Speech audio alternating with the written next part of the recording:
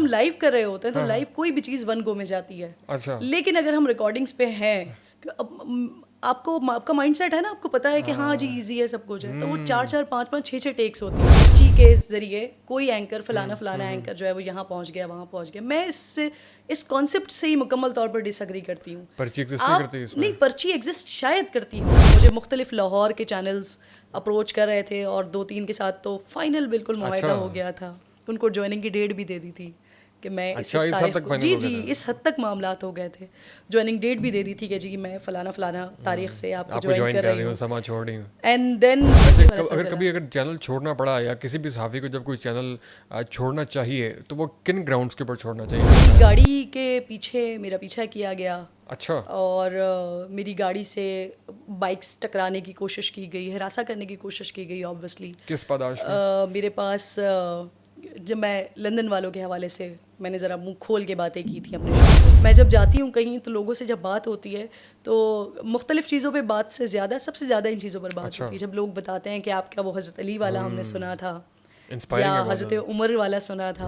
بسم اللہ الرحمن الرحیم. السلام علیکم, welcome to another episode podcast. اور آج ہم ایسی جگہ پہ موجود ہیں کہ میرے پیچھے جو آپ اسکرینس دیکھ رہے ہیں, ابھی کچھ دیر پہلے اسکرین کے اوپر ایک شخصیت لائیو تھیں اور اس وقت وہ چند ہی منٹوں کے بعد ہمارے سامنے روبرو موجود ہیں. محترمہ کرن ناز صاحبہ, کیا حال ہے آپ کا؟ السلام علیکم. خیریت سے؟ الحمد للہ بالکل ٹھیک ہوں. بہت شکریہ آپ کا, آپ تھرو آؤٹ سفر کرتے ہوئے یہاں پر پہنچے, اس کے لیے میں بہت شکر گزار ہوں. بہت شکریہ. بلکہ ہم معذرت خواہ بھی ہیں کہ بھی آپ لائیو سے آئیں گے. لائیو کی تھکاوٹ کا میں علم ہے, تھوڑا بہت ہم نے کیا ہے, تو لائیو کے بعد کوئی تھکی تو نہیں ہے؟ نہیں, سال اتنے ہو گئے نا, اتنی عادت ہو گئی ہے کہ اگر کبھی لائیو نہ کروں تو شاید تھکاوٹ محسوس ہوتی ہے. ابھی آپ 24 گھنٹے بھی لائیو کروا لیں تو کوئی. اچھا, وہ ابھی ہم آپ کی وہی بات کر رہے تھے, وہ کہتے نہیں اب تو ہم ٹرانسمیشن 10 گھنٹے کی بھی کر رہے ہوتے ہیں تو ہمیں تھکاوٹ نہیں ہوتی. پریکٹس ہے کافی زیادہ, بہت زیادہ. ہم نے 2018 کے الیکشنز میں, 2013 کے الیکشنز میں, ابھی 2024 کے الیکشنز میں ہم نے تھرو آؤٹ ٹرانسمیشنز کی ہیں پورے دن کی, 24 گھنٹے کی. اس کی اتنی زیادہ عادت ہے, اتنے سالوں کی عادت ہے کہ میں نے آپ کو کہا نا کہ اگر کسی دن نہ کرو لائیو تو تھکاوٹ محسوس ہوتی ہے. سب سے لمبا لائیو کون سا کیا آپ نے, کوئی یاد ہے آپ کو کہ سب سے ڈیوریشن جس کی بہت زیادہ ہو؟ جتنے لائیو کیے ہیں وہ آلموسٹ اتنے ہی طویل ہوتے ہیں. اور سما ٹی وی پہ اب تھوڑا سا بریک ہو گیا کیونکہ اب میں اسلام آباد میں آ گئی ہوں, ہیڈ آفس ہمارے لاہور ہو گیا ہے. ورنہ پہلے تقریباً 8-10 سال کا یہ ایک بڑا لمبا عرصہ ہے کہ سما ٹی وی کی جتنی بھی ٹرانسمیشنز ہوتی تھیں اس کو میں ہی کنڈکٹ کرتی تھی. اور وہ تھرو آؤٹ ہوتی تھی کہ آپ نے صبح 8-9 بجے سے شروع کیا ہے اور وہ رات 12-1-2 بجے تک چل رہی ہے. کبھی کبھی ایسا بھی ہوا کہ ساری رات بھی گزر گئی, آپ 2 گھنٹے کے لیے گئے اور پھر اس کے بعد واپس آ گئے. اور کبھی کبھی ایسا بھی ہوا کہ آپ ویکیشنز پر بھی ہیں تو تب بھی آپ لائیو ہیں. فیملی جو ہے وہ سائٹ پر ہے اور وہ بیٹھی ہوئی انتظار کر رہی ہے اور آپ فون پر لائیو ہیں. اور ایسے لائیو ہوئے ہیں کہ وہ 4-5 گھنٹے تھرو آؤٹ لائیو چل رہا ہے. تو یہ تو ویسے پرسنلی زیادہ کمفرٹیبل کس میں ہوتی ہے؟ ریکارڈنگ میں اوبویسلی ریکارڈنگ میں تو ہوتا ہے, لیکن آپ پریفر کس کو کرتے ہیں؟ نہیں, نیور. میرے لیے جو ہے ریکارڈنگ میری ٹیم سے, اگر آپ کا یہ اسپیسیفک کوشچن ہے نا, پھر آپ کو میری ٹیم سے ملنا چاہیے. کیونکہ میری ٹیم اس چیز پر بڑا پریشان ہوتی ہے کہ مجھے کیا ہو جاتا ہے ریکارڈنگ کے دوران. اگر ہم لائیو کر رہے ہوتے ہیں تو لائیو کوئی بھی چیز ون گو میں جاتی ہے. لیکن اگر ہم ریکارڈنگس پہ ہیں, آپ کا مائنڈ سیٹ ہے نا, آپ کو پتا ہے کہ ہاں جی ایزی ہے سب کچھ ہے, تو وہ 4-4 5-5 6 ٹیکس ہوتی ہیں. لیکن اگر آپ لائیو ہیں تو وہ ون گو میں. جیسے یہ بہت انٹرسٹنگ ہے, بندے کے ذہن میں جب ہو کہ ملٹیپل آپشنز ہیں, میرے پاس چانس ہے, تو ایک اور فریم آف مائنڈ سے بیٹھتا ہے. جب بندے کے ذہن میں ہو کہ یہ ایک ڈو اینڈ ڈائی والی سچویشن ہے, اس میں غلطی کی کوئی گنجائش نہیں ہے, تو وہ بھی ٹھیک رہتا ہے. پھر ٹھیک رہتا ہے. اور جب آپ کو لائیو کی عادت ہو تو جو لائیو کے لوگ ہوتے ہیں نا, ان کے لیے ریکارڈنگس بڑا مشکل کام ہوتا ہے. آپ کو شاید یاد ہو, میں نے بھی آپ سے آغاز میں بھی یہی کہا تھا کہ ہم تھرو آؤٹ کریں گے اس کو, ون گو میں جائے گا تو یہ بہت ایسے ہی ہے. بالکل ایسے ہی کہا. لیکن یہ پوڈ کاسٹ سے پہلے کی گھبراہٹ ایک ہوتی ہے, اور میں نے ایک اور اسپیکر سے بات کی تھی, ان کے بہت عرصہ ان کا پبلک اسپیکنگ کا ایکسپیرینس تھا, ٹریننگ کا.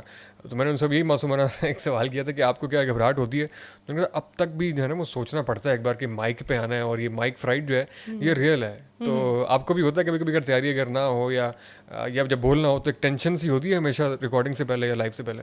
دیکھیں, ایک جو اپنے پروگرام کی ہوتی ہے نا, جب آپ کا پیشن ہو آپ کا کام, تو ایک وہ جو ایک سوشل پریشر ہوتا ہے, میں اس چیز کا پریشر لیتی ہوں کہ میرے پلیٹ فارم سے کوئی بھی ایک ایسی چیز نہیں جانی چاہیے جو غلط ہو, جو میری کریڈیبلٹی پہ سوال اٹھ جائے. تو میں اس چیز کے لیے بڑی پریشان ہوتی ہوں کہ میرے پاس ہر چیز، ہر نالج ہو، ہر چیز مجھے معلوم ہو کہ ہم جس ٹاپک پہ اسپیسیفکلی بات کرنے جا رہے ہیں مجھے ہر چیز کے بارے میں پتہ ہونا چاہیے کہ کہیں سے بھی کوئی چیز گڑبڑ نہ ہو جائے اور وہ میرے لیے ایک سوالیہ نشان نہ بن جائے. رسپانسبلٹی والا کام ہے. لیکن مجھ سے کئی سارے لوگوں نے یہ سوال پوچھا ہے اور میں یہ سوچتی ہوں کہ یہ کوئی بڑا بول والی بات نہیں ہے. لیکن مجھے نہیں یاد پڑتا کہ جب میں شاید پہلی دفعہ بھی آڈیشن دینے بیٹھی تھی تو اس وقت بھی مجھے کیمرے کی کوئی گھبراہٹ ہوئی تھی یا مجھے مائک کی کوئی گھبراہٹ ہوئی تھی. کیونکہ عموماً لوگ کہتے ہیں، اور جب عام لوگوں سے بات ہوتی ہے تو وہ کہتے ہیں کہ جو کیمرہ ہوتا ہے نا یہ بڑی خوفناک چیز ہوتا ہے، اس کو دیکھ کے اچھے سے اچھا بولنے والا کیمرے کے آگے ڈر جاتا ہے. لیکن مجھے نہیں یاد پڑتا کہ کبھی مجھے یہ والا مسئلہ ہوا ہو، کبھی مجھے یہ والی گھبراہٹ ہوئی. آپ کو تو خیر نہیں ہوئی، لیکن جو لوگ کہتے ہیں آئی تھنک وہ بالکل ٹھیک کہتے ہیں کہ یہ ایک خطرناک چیز ہے کیمرہ، اور اسپیشلی مائک ہے بہت خطرناک چیز. آپ کو ایکسپوز کر کے رکھ دیتا ہے، بالکل بالکل آپ کو آپ کی قابلیت کو بتا کے رکھ دیتا ہے. آپ یہ جو جس سیٹ پہ اللہ کا بڑا احسان ہے، اللہ نے پہنچا دیا، جس سیٹ پہ آپ بیٹھتے ہیں نا، یہ ہوسٹنگ کی، اینکرنگ کی، ایک تو یہ بڑی رسپانسبلٹی والا کام ہے. بہت سارے لوگ، میں نے کچھ اینکرس کے بارے میں، کچھ اینکرس سے اس طرح کی باتیں بھی سنی کہ وہ کہتے ہیں کہ جی پرچی کے ذریعے کوئی اینکر فلانا اینکر جو ہے وہ یہاں پہنچ گیا، وہاں پہنچ گیا. میں اس کانسیپٹ سے ہی مکمل طور پر ڈس ایگری کرتی ہوں. پرچی ایگزسٹ نہیں کرتی اس میں. نہیں، پرچی ایگزسٹ شاید کرتی ہو. میرا تو جو اوور آل میرا کریئر ہے، اللہ اور اللہ کے بعد میرے ماں باپ، انہی نے ہی مجھے جو ہے وہ محنت اور ان کی دعائیں اور ان کی ساری چیزوں نے مجھے یہاں تک پہنچایا. الحمدللہ آج تک کوئی کلیم نہیں کر سکتا کہ جی کرن ناز کو اس جگہ سے اس جگہ پہنچانے والے یا اس جگہ سے اس جگہ پہنچانے والے یا فیلڈ میں ہاتھ پکڑ کے لانے والے میں ہوں یا ہم ہیں. کوئی یہ چیز کلیم نہیں کر سکتا کیونکہ الحمدللہ کسی کا ہاتھ نہیں ہے. بٹ جو ہم اس کی بات کر رہے ہیں نا کہ پرچی والی، اس میں پرابلم ایک خاتون کی، جب میں نے یہ بات سنی کہ پرچی کام کرتی ہے اور پرچیز نے یہاں پہنچا دیا، وہاں پہنچا دیا. پرچی آپ کو صرف اور صرف اس جگہ تک پہنچا سکتی ہے، آپ کو کہیں اپرچونیٹی دلوا سکتی ہے. لیکن جب آپ کیمرہ کے آگے آ جاتے ہیں نا، جب آپ مائک کے آگے اور کیمرہ کے آگے آ جاتے ہیں نا، یہ آپ کو ایکسپوز کر کے رکھ دیتا ہے، آپ کی قابلیت کو بتا دیتا ہے. تو پرچی آپ کو صرف اور صرف چیئر پر بٹھا سکتی ہے، آپ کو سسٹینیبلٹی کی پوزیشن پہ نہیں لا سکتی. تو میرے لیے تو یہ کانسیپٹ ہی ڈس ایگری کرتی ہوں میں اس سے بالکل. اچھا، ابھی ہم آنے سے پہلے جو ہے نا بڑا دلچسپ سے فیکٹ شیئر کروں. گوگل ہم نے کیا اوبیسلی ہمارے کہتے ہیں آپ کے بارے میں جو آپ کا تعارف ہے بڑے متضاد قسم کا وہ تعارف ہمیں دیکھنے کو ملا. بہت سے لوگ کہتے ہیں فلاں جگہ پیدا ہوئی، بہت سے لوگ کہتے ہیں فلاں جگہ پہ تعلیم حاصل کی. تو یہ آپ کے کوئی فینس بہت زیادہ ہیں یا کہ آپ نے خود سے اس کو بتایا نہیں ہوا کہ آپ نے دیکھے ویسے ایکسپیرینس کیا ہے گوگل کر کے؟ جی ایسے ہی ہے نا. مجھ سے سوالات ہوتے ہیں نا، مجھ سے سوالات ہوتے ہیں تب مجھے پتہ چلتا ہے. اس کے بعد میں سوال کرتی ہوں. اچھا کبھی مجھے پتہ چلا کہ میں نے بہاؤالدین زکریا یونیورسٹی میں پڑھا ہوا ہے. میں ایک دفعہ بہاؤالدین زکریا یونیورسٹی گئی. میں نے پہلی دفعہ، ابھی 2-4-5 مہینے پہلے کی بات ہے، ان کا کوئی ایونٹ تھا، انہوں نے اس کے لیے مجھے بلایا تھا. تو میں نے لائف میں فرسٹ ٹائم وہ یونیورسٹی جا کے دیکھی، جہاں سے لوگ کہہ رہے ہیں، جہاں سے لوگوں نے دیکھا، کہا کہ میں نے یہاں سے پڑھا ہوا ہے. بہرحال میں purely Karachiite, purely. میرے پیرنٹس بھی کراچی میں پیدا ہوئے ہیں، میں خود بھی کراچی میں پیدا ہوئی. میری ساری اسکولنگ، میری ایجوکیشن، ایچ اینڈ ایوری تھنگ، میری شادی، میری بیٹی، میرا سب کچھ کراچی میں ہوا. اچھا، آپ ہمیشہ بڑے ایکسائٹمنٹ سے کہتی ہیں کہ میں پیورلی کراچی کے، اس میں خاص ایک ایموشن آپ کے چہرے پہ. ہاں، مجھے اپنے شہر سے، اوبویسلی مجھے اپنے شہر سے بہت محبت ہے، مجھے پورے پاکستان سے بہت محبت ہے. لیکن ایک جگہ جہاں آپ پیدا ہوتے ہیں، جو آپ کی مٹی کی ہوتی ہے، اور میں اس شہر سے ایک تو ویسے ہی میری محبت، اور دوسرا یہ کہ مجھے نظر آتا ہے کہ میرے شہر کے ساتھ زیادتیاں ہو رہی ہیں. وہ شہر کراچی جو کہ میٹروپولیٹن سٹی جسے کہا جاتا ہے، وہ ہو سکتا تھا، اس کے اندر کیپیسٹی ہے، ملک کا 70% ریونیو جنریٹ کرا ہے، لیکن اس کو اتنا تباہ حال کیا ہوا ہے. تو اس میں اوبویسلی حکومتوں کی رسپانسبلٹی بنتی ہے، ان حکومتوں کی اور اس حکومت کی جو پچھلے 20 سال سے وہاں پر رول کر رہی ہیں. ابھی ریسنٹلی میں 2 دن پہلے ہی کراچی سے واپس آئی ہوں، عید کے لیے گئی ہوئی تھی. تو جب میں وہاں پہنچی ہوں، میں اسلام آباد میں رہتی ہوں، یہاں پر آپ سڑکیں دیکھتے ہیں، یہاں کا ایٹماسفیئر، آب و ہوا، آپ کو، آپ کے بچوں کے لیے آپ کو اچھا فیل ہوتا ہے. تو جب میں وہاں جاتی ہوں تو میں سوچتی ہوں کہ یہ سب کچھ میری فیملی کے لوگ، کراچی کے بزرگ، یہ سب وہ بھی ڈیزرو کرتے ہیں. اور صرف کراچی کے لوگ نہیں، پورے پاکستان کے لوگ ڈیزرو کرتے ہیں کہ ان کو بھی تمام بنیادی سہولتیں ملیں. لیکن انفارچونیٹلی पेनफुल सिचुएशन है. हाँ बहुत ज़्यादा. तो कराची जिसको आप इतना ओन करती हैं, इतनी मोहब्बत करती हैं, इतनी ज़्यादा उससे वो रखती हैं वाबस्तगी, उसको छोड़ना कैसा एक फ़ैसला था, या कैसा आपको पर गुजरी जब आपको कराची का शहर छोड़ बखुशी छोड़ा, बाय चॉइस छोड़ा, या हालात आपको यहाँ ले आए? नहीं, हालात नहीं. मुझे इससे पहले भी कई, क्योंकि आप जब करंट अफेयर्स कर रहे होते हैं ना, तो करंट अफेयर्स का जो मेन हब है वो इस्लामाबाद ही है. आप यहाँ से बैठ के जितना अच्छा करंट अफेयर्स को लेके चल सकते हैं. मैं इस्लामाबाद से कराची से कर रही थी पिछले 6-7 सालों से, और हमारे बहुत बेहतरीन एंकर्स जो हैं, बहुत बेहतरीन लोग जो हैं वो कराची से कर रहे हैं, लाहौर से कर रहे हैं. लेकिन एक आपका माइंड सेट भी है, और यहाँ पर ज़रा चीज़ें आपके आराम से आपके हाथ में होती हैं, ईजीली होती है. आपको किसी मीटिंग के लिए जाना है, आप बड़े आराम से मीटिंग कर सकते हैं, लोगों से मेल मुलाकात कर सकते हैं, आपको ख़बर आराम से मिल जाती है. कराची से ईजी एक्सेस है यहाँ पर. कराची से आपको ऑल द वे ट्रैवल करके दीगर शहरों में जाना पड़ता है. अब तो हर चीज़ें बड़ी आसान हो गई हैं. आप फ़ोन पे हर चीज़ हो जाती है, व्हाट्सएप पे हर चीज़ हो जाती है. लेकिन फिर भी एक वो माइंड सेट है ना कि ये वाली जगह ज़्यादा बेहतर है. तो ये मेरे इदारे ने इस ख्वाहिश का इजहार किया था मुझसे. इदारा चाहता है कि मैं इस्लामाबाद से अपना शो कंडक्ट करूं, और इस डिसीजन को लेने में मुझे तकरीबन 2-2.5-3 महीने लगे थे. बहुत ज़्यादा सोच रही थी. लेकिन जब आप एक ऐसे इदारे में बैठे हों जो आपको इज़्ज़त देता है, और मुझे कई सालों से इदारा बहुत इज़्ज़त देता है, फिर जब इदारे की जो मालिकाना हुकूक हैं वो तब्दील हुए, उसके बाद भी इदारे ने मुझे बहुत ज़्यादा ओन किया.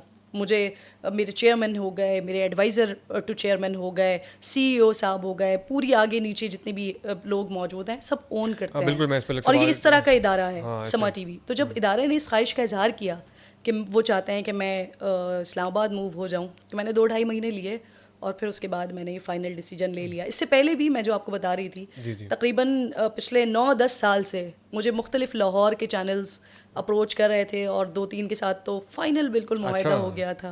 उनको ज्वाइनिंग की डेट भी दे दी थी कि मैं इस हद तक मामलात हो गए थे. ज्वाइनिंग डेट भी दे दी थी कि जी मैं फ़लाना तारीख से आपको ज्वाइन कर रही हूँ. एंड देन एग्जैक्टली 2 दिन पहले जब मैं सबसे अलविदाई मुलाकातें कर रही हूँ, तो उस वक्त के जो मेरे डायरेक्टर न्यूज़ थे उन्होंने मुझे बुलाया और उन्होंने कहा कि नो, आप नहीं जा सकती. ये किसी एंकर के लिए ये बहुत बड़ी बात होती है. मतलब मैं तो कम से कम इसको बहुत बड़ी बात समझती हूँ कि आपको कोई इदारा वैल्यू करे, इज़्ज़त दे. तो मेरी भी इस इदारे के साथ, समा TV के साथ इसी तरह की एफिलिएशन है.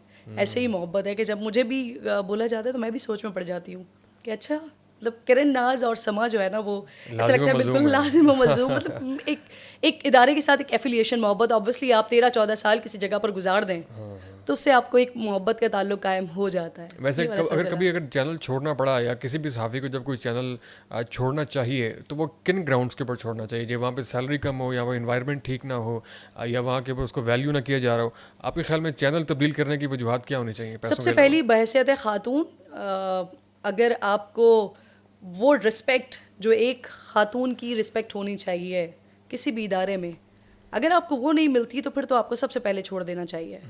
लेकिन अगर आपकी हर चीज़, आपको इज़्ज़त भी मिल रही है, आपको वो जो एक ख़वातीन के लिए एक स्पेशल माइंडसेट हमारे मुल्क में मौजूद है बहुत सारे लोगों का, वो भी उस इदारे में नहीं है. सैलरीज़ का भी कोई इशू नहीं है, आपको काम के हवाले से भी आज़ादी मिल रही है, तब तो आप सुकून से अपना काम करते रहें. लेकिन जहाँ पर इन हर चीज़ के ऊपर आपको लगे कि जी नहीं, आपको तो हर तरह से आपका नुकसान है ना, आपको अपना ज़मीर भी बेचना पड़ रहा है, आपको इज़्ज़त भी नहीं मिल रही है, आप जलील भी अलग हो रहे हैं, तो फिर तो मुझे नहीं लगता कि उस इदारे में काम करना चाहिए. चैनल्स की पॉलिसी के साथ मैटर करती है कि उसको ओवरऑल हम देख रहे हैं 2 ग्रुप्स बने हुए हैं. कुछ चैनल इस साइड पे हैं, कुछ चैनल फलां का एजेंडा ज़्यादा प्रमोट होता हुआ दिखाई देता है. आपके ख्याल में ये जो एलिमेंट है ये किस हद तक वेरी करता है? नहीं करता तो है. मुख्तलिफ आपको नज़र आते हैं चैनल में, ये डिविजन्स आपको नज़र आती हैं. लेकिन मुझे क्या लगता है कि आप जब जर्नलिज़म कर रहे हैं ना, तो कम से कम आपको अपने प्रिंसिपल स्टैंड पे होना चाहिए. आपको लगता है, मैं देखती हूँ, मुझे पता है, मैं ख़बरें जानती हूँ, मुझे मालूमात है चीज़ों की, मुझे पता है कि क्या चल रहा है. मैं ये नहीं कर सकती.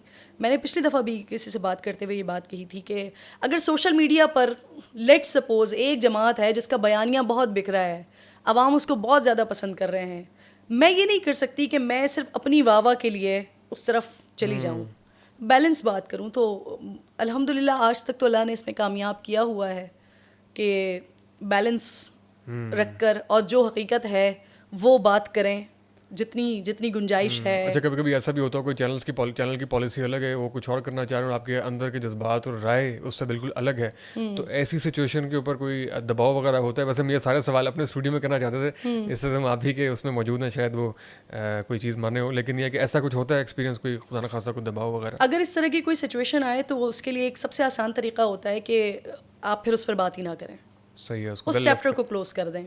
کیونکہ لیٹ سپوز کہ آپ کہہ رہے ہیں کہ یہ پانی ہے اور میں کہہ رہی ہوں کہ یہ شربت ہے, تو پھر اس کو سائڈ پہ رکھ دیتے ہیں, نہ پانی ہے نہ شربت, پیتا ہی نہیں ہے, پیتے ہی نہیں ہے اس کو.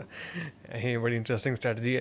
اچھا ابھی لاہور کراچی کی بات ہوئی, اس میں ایک اور اس میں پہلو بھی ہے کہ لاہور کا اسلام آباد اور کراچی کا, تو اسلام آباد کا جرنلزم اور کراچی کا جرنلزم, وہاں کے جو اوور آل سرکمسٹانسز ہیں, وہاں کے جو پریشر گروپس ہیں, وہ مکمل طور پر ڈفرینٹ ہیں. آپ جس زمانے میں کراچی میں رہی ہیں, وہاں پر ایک اور بہت فیکٹر بڑا پاپولر تھا, بڑا طاقتور تھا, مطلب ہر چیز کے اوپر نظر تھی ان کی, ڈائریکٹ فون کالز آ جایا کرتی تھیں. تو آپ کے ساتھ کبھی, کیونکہ ہماری پوڈ کاسٹ میں کراچی سے تعلق رکھنے والے اور بھی کوئی جرنلسٹ آئے تھے, انہوں نے بہت انٹرسٹنگ انسیڈنٹس شیئر کیے جن کو سن کے ہم بہت حیران ہوئے تھے, لیکن وہ خیر اب بتانے میں زیادہ کمفرٹیبل ہے. تو آپ کے ساتھ کبھی ایسا کوئی واقعہ وغیرہ پیش آیا؟ میری گاڑی کے پیچھے میرا پیچھا کیا گیا. اچھا. اور میری گاڑی سے بائکس ٹکرانے کی کوشش کی گئی, ہراساں کرنے کی کوشش کی گئی. آبویسلی کس پاداش میں؟ میرے پاس جب میں لندن والوں کے حوالے سے میں نے ذرا منہ کھول کے باتیں کی تھیں اپنے شو پہ. اچھا. تو پھر اس کے بعد مجھے جو ہمارے سیکورٹی کے ادارے ہیں ان کی طرف سے بھی کہا گیا کہ آپ احتیاط کریں. مجھے یہ بھی کہا گیا کہ آپ سیکورٹی بھی لے لیں.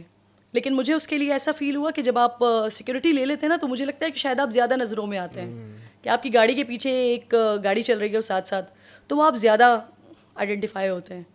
تو اللہ تعالیٰ نے آج تک ہر معاملے میں آپ نے کیا ایسا کیا الحمدللہ حفاظت کی ہے. تو مجھے اس وقت سیکورٹی کی ضرورت مطلب میں نے لی نہیں, مجھے پڑی نہیں, یا تھی بھی تو میں نے لی نہیں الحمدللہ. آپ نے پوچھا کہ میں کس پاداش میں مجھے یہ برداشت کرنا پڑا.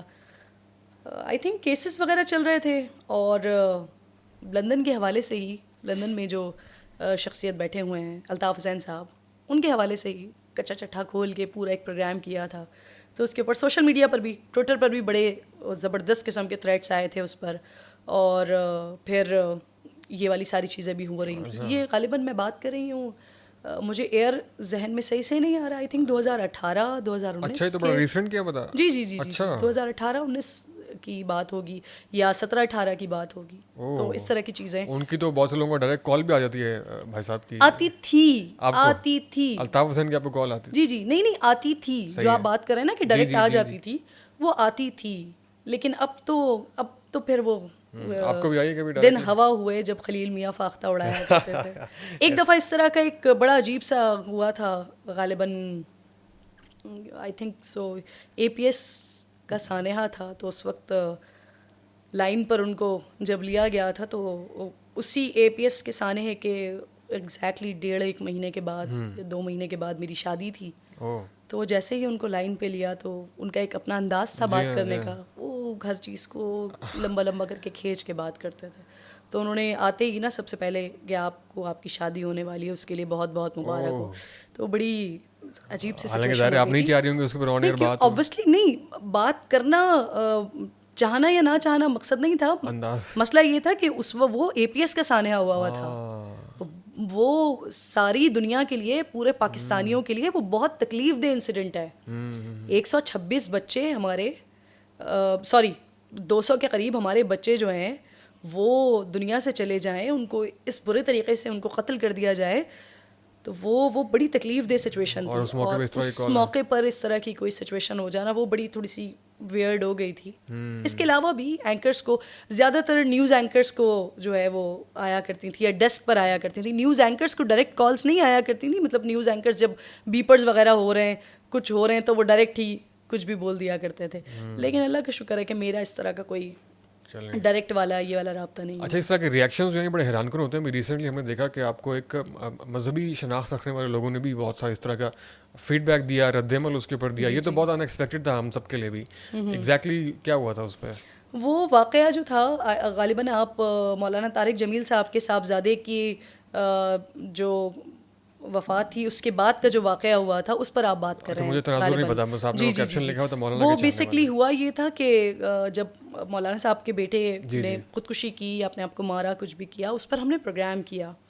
اور جب ہم نے پروگرام کیا تو ایک مولانا مفتی زبیر صاحب ہیں, لائیو شو کے دوران ہی ان کا میرے پاس میسج آیا کہ آپ اس پر بھی بات کریں, خودکشی والے معاملے پر بات کریں کہ وہ ذہنی طور پر, کیونکہ ذہنی معذور تھے اور ان کو معلوم ہی نہیں کہ وہ کیا کر رہے ہیں, تو اس کے لیے دین میں کیا ہے. اب آبویسلی میں یہ بات نہیں کر سکتی کیونکہ میں مفتی نہیں ہوں, میرے پاس یہ سرٹیفکیٹ نہیں ہے. اگر ایک عالم, ایک مفتی مجھے یہ اتھارٹی دے رہے ہیں کہ مجھ سے یہ پوچھا جائے سوال, اور واقعتاً یہ سوال اس لیے بھی ضروری تھا کیونکہ اسی وقت ہی مولانا طارق جمیل صاحب کے جتنے چاہنے والے ہیں اتنا ہی ان کو ٹرول کرنے والے ہیں, اور یہ ہر اس شخصیت کے ساتھ ہوتا ہے جس کے چاہنے والے, جس کے فالوورز بہت بڑی تعداد میں ہوں. تو اسی وقت ہی سوشل میڈیا پہ یہ سب کچھ شروع ہو چکا تھا کہ اتنے خطبے دیتے ہیں, اتنے بیانات کرتے ہیں, اتنی لوگوں سے باتیں کرتے ہیں, اور خود کا حال یہ ہے کہ ان کا اپنا بیٹا خودکشی کر رہا ہے.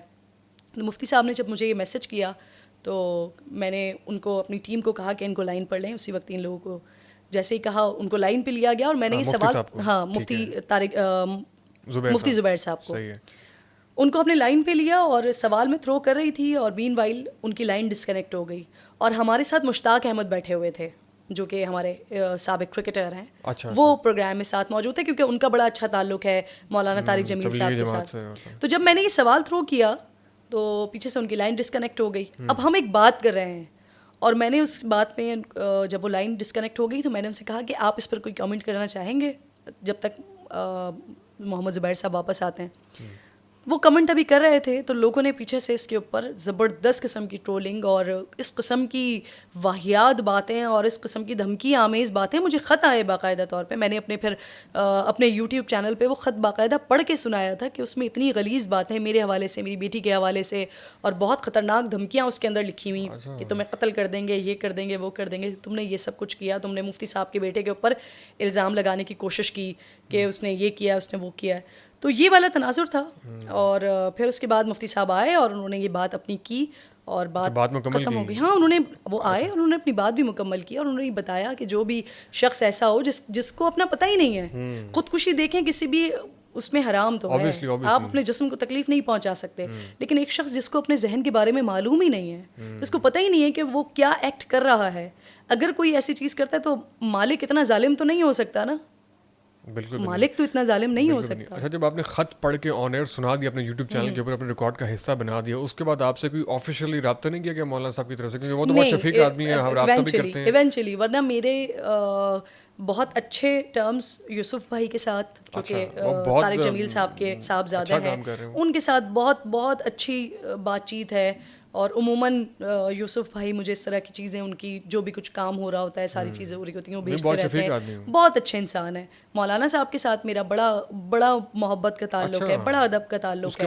وہ میرے پروگرام میں جب میں نے ریکویسٹ کی ہے وہ میرے پروگرام میں آئے ہیں. یوسف بھائی سے جب میں نے رابطہ کیا ہے مولانا صاحب کے حوالے سے, اپنے پروگرام میں ان کو شرکت کی دعوت دی ہے, وہ آئے ہیں.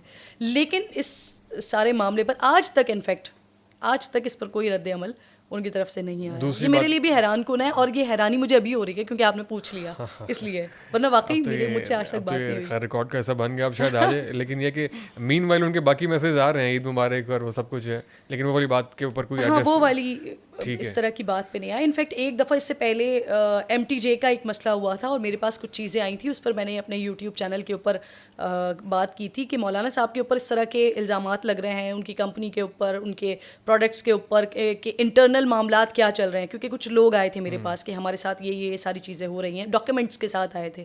تو پھر مجھے MTJ سے, ان کی کمپنی کے لوگوں نے, CEO نے, دیگر لوگوں نے رابطہ کیا تھا, اور انہوں نے مجھے اپنا ورژن دیا تھا. اور ایک جرنلسٹ کا یہی کام ہوتا ہے کہ اگر وہ کوئی خبر بریک کر رہا ہے تو وہ دونوں طرف کے پوائنٹ آف ویوز رکھتا ہے. اور میں نے دونوں طرف کے پوائنٹ آف ویوز رکھے تھے, اور اس میں انہوں نے مجھے رابطہ کر کے خود اپنی چیزیں بتائی تھیں. وہاں پر رابطہ ہو گیا تھا, لیکن یہ والے معاملے پر نہیں کیا. چلیں, امید ہے کہ یہ دیکھ کے طارق صاحب بھی اور یوسف بھائی بھی, جو کہ سب کا خیال رکھتے ہیں, وہ اس ناخوشگوار واقعے کا نوٹس لیں اور ایسے لوگوں کو منع کریں. اوبیسلی بہت تکلیف دہ چیز ہے اگر یہ ہوئی ہے اور آپ کی شناخت اس طرح کی. بار آگے چلتے ہیں. اچھا خیر, ہم ریلیجیس ایشوز کے اوپر بات کر رہے ہیں. ہم ایک ایک چیز دیکھتے ہیں کہ ماشاءاللہ جو بھی اس طرح کے ڈیز ہوتے ہیں اسلامک جس میں ہسٹری ہوتی ہے, جس میں کوئی انسائٹس ہوتی ہیں بہت سے مذہبی شوز کے ساتھ ساتھ, آپ کو جو کرنٹ افیئر کا شو ہے پرائم ٹائم کا, اس کے اندر بھی آپ بطور خاص ان چیزوں کو ایڈریس کرتی ہیں. تو اس کے پیچھے کوئی خاص کوئی وجہ ہے یا کوئی آپ نے کوئی اسٹریٹجی ہے یا کیا ریزن آپ نہیں, اس کے پیچھے بہت خاص نظریہ ہے, اور وہ نظریہ یہ ہے کہ ہمارے پاس اپنی مثالیں ہیں. آقا علیہ الصلوۃ والسلام, صحابہ کرام, اہل بیت و اطہار, یہ اپنی مثالیں ہمارے پاس ہیں. ہمارے بچوں کے تو آئیڈیل یہ سچویشن ہونی چاہیے, ہمارے پولیٹیشین کی آئیڈیل یہ سچویشن ہونی چاہیے, اور بات کرتے بھی ہیں, سم ہاؤ بات کرتے بھی ہیں. لوگ تذکرہ حضرت عمر کا کرتے ہیں, امیر المومنین کا تذکرہ کرتے ہیں, ان کے لاز کی بات کرتے ہیں, ان کے قانون کی, ان کے نظام کی بات کرتے ہیں, لیکن انفارچونیٹلی عمل درآمد نہیں ہوتا. اور آپ دیکھیں آج ہمارا حال یہ ہے کہ شاید جس وقت میں اسکول جاتی تھی, آپ جس وقت اسکول جاتے ہوں گے, یا ہمارے سامنے سب لوگ بیٹھے ہوئے, اس وقت پھر بھی ہم پڑھ لیتے تھے تھوڑا بہت. ہمیں معلوم ہوتا تھا کہ حضرت عمر کون ہے, حضرت علی کون ہے, حضرت ابوبکر صدیق کون ہے, حضرت عثمان کون ہے, اہل بیت و اطہار کون ہے, انہوں نے کیا کیا اپنی زندگی میں کیا, امام حسن کے بارے میں, امام حسین کے بارے میں. لیکن اب ہمارے بچوں کو یہ معلوم نہیں ہوتا. ہمارے بچے جانتے جی چے گویرا کون ہے, چے گویرا کے بارے میں آپ کو معلوم ہے, لیکن آپ کو یہ معلوم ہے, لیکن جو اصل شخصیات ہیں جن سے یہ ساری چیزیں آگے بڑھی, ان کے بارے میں نہیں معلوم. تو میں تو اس خاص نظریے کے تحت کہ ہمارے لوگوں کو یہ معلوم ہونا چاہیے ان کا طریقہ, ان کی پالیٹکس, انہوں نے کس طرح سے عدل کا نظام قائم کیا. پولیس کے نظام پہ آج ہم باتیں کرتے ہیں, یہ کس طرح سے لے کے چلے صحابہ کرام کے دور میں, کس طرح سے بنایا گیا. بحری نظام ہو گیا, یہ کس طرح سے بنایا گیا. ان لوگوں کی انوینشنز, یہ ساری چیزیں, ان لوگوں نے یہ سارا سسٹم بنایا, سارا نظام بنایا, جو آج ویسٹ میں فالو کیا جا رہا ہے. عمر لاس کے نام سے ویسٹ میں فالو کیا جا رہا ہے, لیکن ہمیں معلوم ہی نہیں ہے. ہم جی وہیں سے ہی, کیونکہ وہ مائگریشن اور یہ پارٹیشن, اور اس کے بعد وہ آگے پیچھے سے چیزیں اڈاپٹ کر رہے ہیں, اور اپنی جو اصل ہے نا اس کو بھولے جا رہے ہیں. ہاں جی, تو basically this is the reason. اس کے پیچھے یہ ایک آئیڈیالوجی ہے کہ شروع میں بہت سارے لوگوں نے سوال بھی کیا کہ کرنٹ افیئرس میں یہ ایک نئی چیز, ایک مختلف چیز ہے, لیکن الحمدللہ مجھے بڑی خوشی ہوتی ہے, میں اللہ کا بڑا شکر ادا کرتی ہوں کہ میری ایک پہچان کا حصہ ہے یہ, اور بہت اللہ تعالیٰ نے بہت عزت دی ہے اس وجہ سے. میں جب جاتی ہوں کہیں تو لوگوں سے جب بات ہوتی ہے تو مختلف چیزوں پہ بات سے زیادہ, سب سے زیادہ ان چیزوں پر بات ہوتی ہے. جب لوگ بتاتے ہیں کہ آپ کا وہ حضرت علی والا ہم نے سنا تھا, یا حضرت عمر والا سنا تھا, یا حضرت ابوبکر صدیق کا سنا تھا, یا خواتین کے بارے میں حضرت فاطمہ الزہرا کی بات ہو گئی, یا حضرت خدیجہ اماں خدیجہ کی بات ہو گئی, یا حضرت فاطمہ الزہرا کی, یا عائشہ کی بات ہو گئی, تو یہ لوگ سنتے ہیں, پسند کرتے ہیں, اور خواہش اور کوشش یہ ہوتی ہے کہ خود بھی سیکھوں ان کی زندگیوں سے, اور جتنا کچھ بڑھا سکوں آگے لوگوں تک پہنچا سکوں. That is so interesting and inspiring at the same time. آپ نے پورا اس کو بیان کیا, اور آپ نے فرمایا کہ آپ کا جو پورا فیصلہ ہے بڑا سوچا سمجھا, ایک شعوری کوشش ہے, اس کے پیچھے پراپر ایک فلاسفی, ایک آئیڈیالوجی ہے, اور یہ عمر لا, یہ سب کچھ آبویسلی آپ کا مطالعہ بھی ہوگا. تو آپ کے خیال میں جو آپ نے کہا کہ اسلامک گورننس سسٹم آج کے دور میں پریکٹیکل ہے, یہ امپلیمنٹ ہو سکتا ہے اسلامک سسٹم پاکستان میں؟ یہ کون سی اتنی ایسی مختلف چیز ہے, کون سی ایسی مختلف چیز ہے جو نہیں ہو سکتی؟ جو کچھ وہاں پر, جو عدل کا نظام کیا نہیں ہو سکتا, جو پالیسنگ کا نظام تھا کیا وہ نہیں ہو سکتا, کیا جو سزائیں دینے کا نظام تھا کیا وہ نہیں ہو سکتا. ہاں جی, انصاف کا سسٹم کیا نہیں ہو سکتا, نہیں ہو رہا تو بربادی کی طرف جا رہے ہیں, تباہی کی طرف جا رہے ہیں. اور دین اسلام الحمدللہ, ہمیں تو اللہ کا جتنا شکر ادا کرنا چاہیے وہ کم ہے کہ ہم اس دین میں جو آج کا سب سے ماڈرن ہم دین میں بیٹھے ہوئے ہیں, دین اسلام میں الحمدللہ بحیثیت مسلمان ہمیں مالک کا شکر گزار ہونا چاہیے کہ وہ جو آپ جو بات کر رہے ہیں نا کہ یہ جو اسلامی سیٹ اپ ہے, نظام ہے, یہ چل سکتا ہے. اب یہ سوچ ہی غلط ہے کہ چل سکتا ہے. بھائی وہ آج تک کے لیے تھا, وہ قیامت تک کے لیے تھا. وہ سسٹم پریویل کرے گا تو آپ دیکھیں کہ یہ آپ کو نظر آئے گا, کامیابی نظر آئے گی. آپ ویسٹ میں دیکھیں نا, میں نے اسی لیے مثال وہیں کی دی کیونکہ ہمارے لوگوں کو سمجھ ہی آتا ہے. آج ویسٹ میں آپ دیکھیں کہ اگر بڑے بڑے اور جبے پہننا شروع کر دیں نا, تو ہمارے یہاں پر تمام کے تمام لوگ خوشی سے جبے پہننا شروع کر دیں گے کیونکہ ہم انسپائرڈ ہیں. ہم وہ ہماری آج تک کی وہ جو غلامانہ ذہنیت اور سوچ ہے نا, ہم اس سے نکل نہیں پائے ہیں. دس از دا ریزن. مجھے کچھ لوگوں کی وہ پرسنالٹی اس وجہ سے بڑی اچھی لگتی ہے کہ چھوڑیں یہ والی بات میں نہیں کرنا چاہ رہی. اچھا چلو ٹھیک ہے. اچھا لیکن بہت سے لوگ اس پہ یہ اعتراض کرتے ہیں کہ اگر اسلامک سسٹم آ گیا تو یہاں پہ جو ہے وہ تو ہمارے مولوی صاحبان کی لڑائیاں اتنی زیادہ ہیں تو وہ کون سا اسلام آئے گا, سنی اسلام آئے گا, شیعہ اسلام آئے گا, تو اس سوال کا آپ کیا کریں گی؟ آپ یہ جو آپ کا فرقہ واریت ہے نا, اس سے نکل کے مسئلہ یہ ہے نا کہ ہم ہر چیز کو اتنا پیچیدہ کرتے ہیں, اتنا پیچیدہ کرتے ہیں کہ پھر اسے اٹھا کے رول بیک کر دیتے ہیں, اسے اٹھا کے سائڈ پہ ڈال دیتے ہیں. آپ سب سے پہلے تو جو سیاسی نظام تھا, جو عدل کا نظام تھا, آپ پہلے اس کو دیکھیں. گورننس سسٹم جو تھا آپ پہلے اس کو دیکھیں اور اس کو لے کر آگے چلیں. مطلب یہ کوئی ایسا نہیں ہے کہ آپ نے کوئی 360 ڈگری کچھ چینج کر دینا ہے. جو کچھ وہاں ہو رہا تھا وہ کچھ یہاں کرنا شروع کریں, پریکٹس تو کرنا شروع کریں. اور جو حکومت کر رہے ہیں, جو حکمران ہیں, وہ یہ ساری چیزیں پریکٹس میں لے کر آئیں, تبدیلی نظر آئے گی, بھرپور تبدیلی نظر آئے گی. آئندہ مستقبل قریب میں یا بعید میں آپ کو ہوتا ہوا نظر آ رہا ہے کسی طرف سے یا کسی ذریعے سے پاکستان کے اندر ایسا کچھ؟ اللہ کرے, اللہ سے دعا ہے, اللہ سے امید ہے صحیح ہے کہ اللہ تعالیٰ کروا دے ایسا. اور اگر ایسا کچھ ہو جاتا ہے تو سب سے پہلے تو فلسطین کے لیے سب سے زیادہ دعا ہے کہ اللہ تعالیٰ حضرت عمر جیسا کوئی بھیجے, ان کے وصف جیسا, ان کے نقش قدم پر چلنے والا کوئی بھیجے جو فلسطین کو آزاد کروائے. اللہ بالکل. اچھا ہم نے ایک بار آپ کو دیکھا تھا کہ آپ اپنے شو کے اندر جو ہے وہ باقاعدہ ڈیورنگ دا لائیو شو آپ جو ہے وہ ابایا پہن کے رہی تھیں, تو وہ کیا, اس کا کیا بیک گراؤنڈ تھا؟ اس کا بیک گراؤنڈ یہ تھا, پرویز ہود بھائی صاحب جو ہیں انہوں نے خواتین کے بارے میں ایک لائیو شو میں یہ کہا تھا کہ جو خواتین حجاب کرتی ہیں جی وہ ایب نارمل ہو چکی ہوتی ہیں. اچھا ہاں, تو یہ ان کو آنسر تھا, ان کے لیے جواب تھا, اور لوگوں نے اس پہ کہا کہ پبلسٹی اسٹنٹ تھا اور ساری چیزیں تھیں. الحمدللہ میں اللہ کی شکر گزار بھی ہوں اور بڑی کمفرٹیبل بھی ہوں کہ آج تک جو کیا ہے نا ٹی وی پہ, مالک میری نیت جانتا ہے, مالک کو پتہ ہے کہ میں نے کس وجہ سے کیا ہے.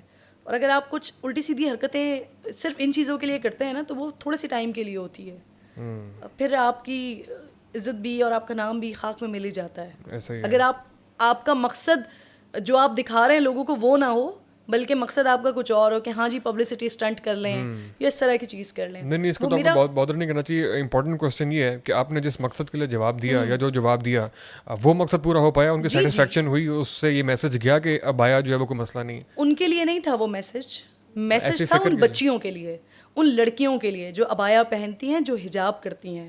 ان کو یہ بتانا تھا کہ اگر کسی بھی انسان کے پاگل پن کی وجہ سے, کسی کی کوئی بھی فلاسفی, فضول قسم کی فلاسفی کی وجہ سے, اگر کوئی ایک بھی بچی جو کر رہی ہے وہ بائی چوائس, اگر وہ حجاب کر رہی ہے اور وہ صرف اس وجہ سے ڈی مورلائز ہو جائے یا وہ کانفیڈنس لوز کر جائے کہ میں تو شاید اب نارمل ہو رہی ہوں, یہ ان بچیوں کے لیے تھا. میں نے کمپلیٹ ابایا پہنا, کمپلیٹ حجاب کیا اور اس کے بعد اپنا پروگرام کیا.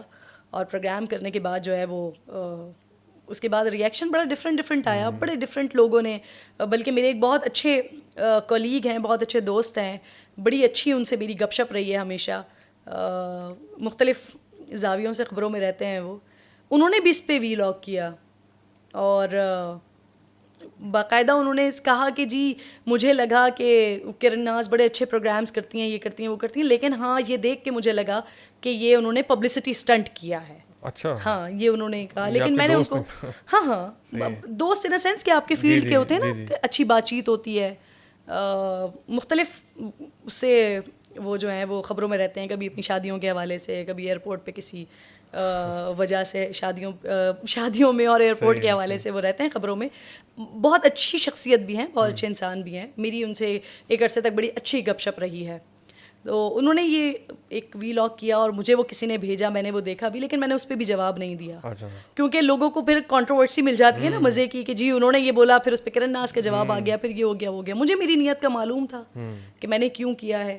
اور جب آپ جیسے لوگ آتے ہیں آپ تو وہ اگر یہ سوال کر لیتے ہیں, ان کو میں بتا دیتی ہوں کہ جی اس کے پیچھے یہ ایک مقصد تھا, ان بچیوں کے لیے تھا, وہ میں نے کیا, اور ان کو بتایا کہ آپ چاہے ابائے میں ہیں, حجاب میں ہیں, چاہے آپ میری طرح بغیر دوپٹے بیٹھی ہوئی ہیں, بائی چوائس بیٹھی ہوئی ہیں, آپ کے کانفیڈنس کو کسی بھی طریقے کا کوئی بھی انسان کوئی بھی آ کے الٹی سیدھی بکواس کر دے تو آپ کو اپنے کانفیڈنس سے جو ہے نا وہ ہلنے کی ضرورت نہیں ہے. آپ کا اعتماد وہ شیک نہیں کرنا چاہیے. اور وہ میرا میسیج الحمدللہ کنوے ہو گیا تھا. بہت ساری بچیوں نے مجھے تھینک یو کیا, میرے انسٹاگرام پہ بہت سارے میسیجز آئے جو حجاب کرتی ہیں. انہوں نے کہا کہ ہمیں یونیورسٹی میں, کالجز میں اس وجہ سے تنگ کیا جاتا ہے. بہت ساری جگہوں پر بہت ساری لڑکیوں نے یہ بھی کہا کہ ہمیں بہت ساری اپارچونیٹیز اس وجہ سے نہیں ملتی کہ ہم حجاب پہنتے ہیں. اور بہت ساری بچیوں نے یہ بھی کہا کہ ہمیں جو ہے وہ باقی لڑکیوں سے زیادہ عزت ملتی ہے کیونکہ ہم باحجاب ہوتی ہیں, باپردہ ہوتی ہیں. تو مختلف لوگ ہیں, مختلف لوگوں کی اپنی اپنی خواہشات ہیں, اپنی اپنی چوائسیز ہیں, جینے دیں لوگوں کو. ایسا ہی ہے, کوئی بھی باحجاب خاتون جو اس ٹائم میس کمیونیکیشن کی اسٹوڈنٹ ہے اور وہ مستقبل میں اینکر بننا چاہتی ہے, وہ حجاب کے ساتھ اینکر بن سکتی ہے. ہاں, ہمارے پاس بہت ساری خواتین ہیں.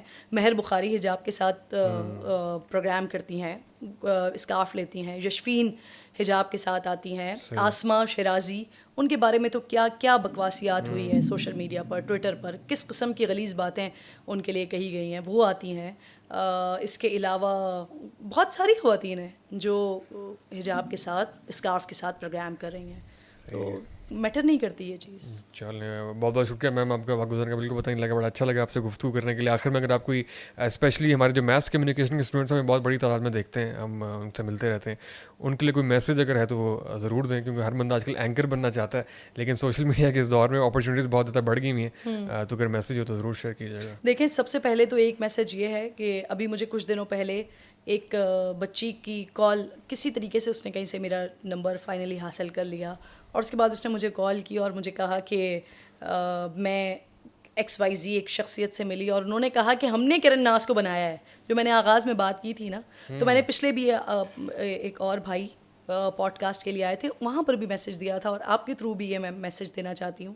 بہت سارے لوگ یہ بات کرتے ہیں, فار گاڈ سیک, اللہ کے واسطے, کسی نے کسی کو نہیں بنایا ہوتا, آپ کا اپنا ٹیلنٹ ہوتا ہے. کہ آپ کو کوئی بھی ہاتھ پکڑ کے نہیں کہیں پر لے کر آتا. اگر کوئی شخص اس طرح کی آپ سے بات کر رہا ہے تو وہ یقیناً اپنا کوئی نہ کوئی کسی نہ کسی طریقے کا فضول سا مقصد ہے جو آپ سے پورا کرنا چاہتا ہے. تو اس طرح کی کسی کی باتوں میں آنے کی ضرورت نہیں ہے. پہلے جو میرے سوشل پیج تھے, یعنی انسٹاگرام, فیس بک, ٹویٹر وغیرہ, ٹویٹر تو میں خود دیکھتی تھی, لیکن انسٹاگرام اور فیس بک کے لیے میں نے ٹیم رکھی ہوئی تھی جو رسپونڈ خود کرتی تھی, جو ساری چیزیں ہوتی تھی. لیکن اب میں نے اس لائف تو میں خود آتی تھی, لیکن باقی چیزوں کے لیے کچھ اس پہ میٹر پوسٹ کرنا ہے, کوئی مٹیریل ہے, کانٹینٹ ہے, وہ سب وہ کر رہے ہوتے تھے. میسیجز کو رسپونڈ بھی وہ کر رہے ہوتے تھے, لیکن لائف آبویسلی میں پھر میں نے اس کو اپنے ہاتھ میں لیا. اس لیے لیا کیونکہ مجھے یہ بہت سارے لوگوں کی طرف سے کمپلینز آنا شروع ہوئی تھی کہ مختلف لوگ جو ہیں وہ کہتے ہیں کہ میں نے کرن ناز کو یہاں پہنچایا, میں آپ کو بھی پہنچا دوں گا. ہاں, تو یہ یونیورسٹی کالجز کی بچیاں ہیں جو کہ جن کو یہ اس طرح کی آفرز کی جاتی ہیں, تو ان کو میں نے کئی پلیٹ فارمز پہ کئی دفعہ بتایا ہے, ایسا کوئی بھی آپ کو شخص کہتا ہے نا, تو میری طرف سے اجازت ہے آپ رکھ کے اس کے منہ پہ ایک تھپڑ لگا دیں. کیونکہ اللہ تعالیٰ کے بعد اگر میں کہیں پر بھی ہوں تو اس میں میرے ماں باپ کا ہاتھ ہے, اور ماں باپ کے بعد جو بھی میرے ساتھ کچھ ہے وہ میرے ہسبینڈ, اور ہسبینڈ کے بعد میری ٹیم ہے جو کہ اوبویسلی میرے ساتھ ہوتی ہے. اس کے علاوہ کوئی بھی چوتھا, پانچواں, چھٹا شخص اٹھ کے یہ کلیم کرتا ہے نا, تو ایک تھپڑ اپنی طرف سے اور ایک تھپڑ میری طرف سے اس کو. چلیں, صحیح ہے, thank you so very much, بڑا اچھا لگا آپ سے گفتگو کر کے. کوئی آپ بات اچھی لگی ہو یا بری لگی ہو کمنٹ سیکشن میں ضرور بتائیں, اور جو بھی فیڈ بیک ہو اس سے ضرور آگاہ کریں. ہم کیسے ریکمنڈیشن لے رہے ہیں وہ بھی آپ ہمیں ہمارے فیس بک پہ اور انسٹاگرام پہ دے سکتے ہیں. اگلے ہفتے انشاءاللہ آپ سے پھر ملاقات ہوگی. اللہ حافظ ناصر.